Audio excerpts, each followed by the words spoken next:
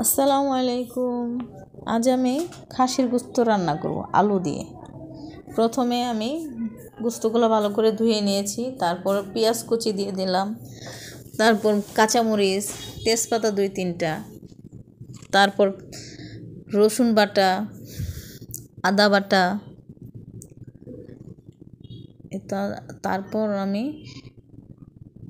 এলাচ দারচিনি দিলাম, গরম মশলার আর কি আস্তাগুলো দিয়ে দিলাম, তারপরে হলুদের গুঁড়া, মরিচের গুঁড়া আমি আমার পরিমাণ মতো দিয়ে দিলাম,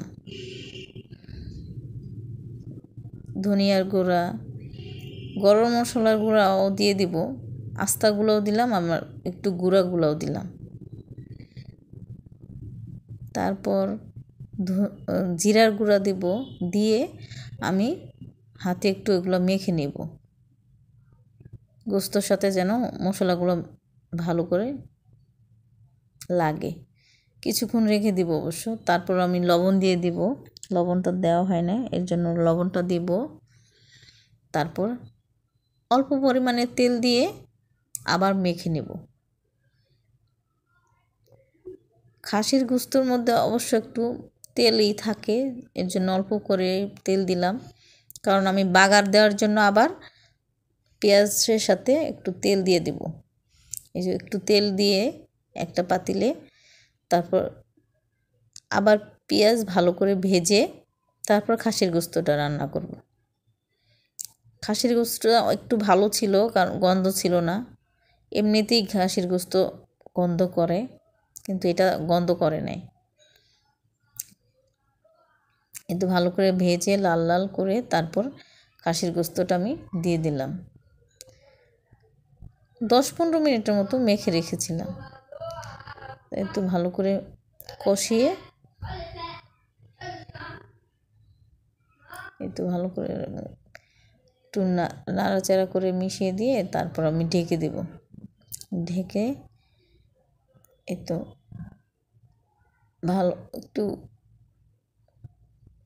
ভালো করে কষানোর জন্য একটু পানি দিয়ে দেব। যেই বাটিতে আমি মেখেছিলাম ওইটার মধ্যে একটু মশলাও লেগেছিল, ওইটা ধুয়ে আমি পানি দিয়ে দিলাম। এই তো অনেকবার আমি অবশ্য নেড়ে দিয়েছিলাম। এখন আমি আলুগুলো দিয়ে দেব।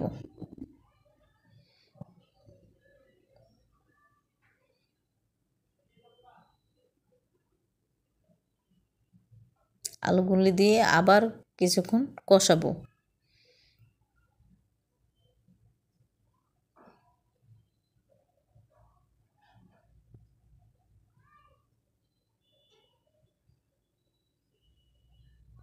এই তো ভালো করে মিশিয়ে নিলাম। আমি একটা টমেটো দিয়ে দিব। খাসির গোস্তর সাথে টমেটোটা ভালো যায়।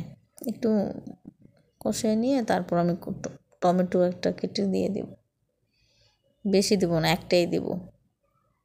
এই তো ভালো করে কষিয়ে আছে। তারপর আমি টমেটো একটা কেটে দিয়ে দিলাম। তারপর আরও কিছুক্ষণ কষাবো।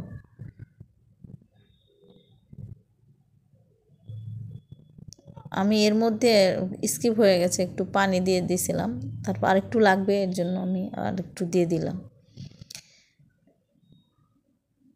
এই তো আমার গোস্তটা প্রায় হয়ে গেছে। এই যে বেড়ে নিচ্ছি, দেখেন, নামিয়ে নিয়েছি আমি চুলা থেকে। একটা প্লেটে বেড়ে আপনাদের দেখাচ্ছি, দেখেন গোস্তটা ভালোই টেস্ট হয়েছে। এই দেখেন।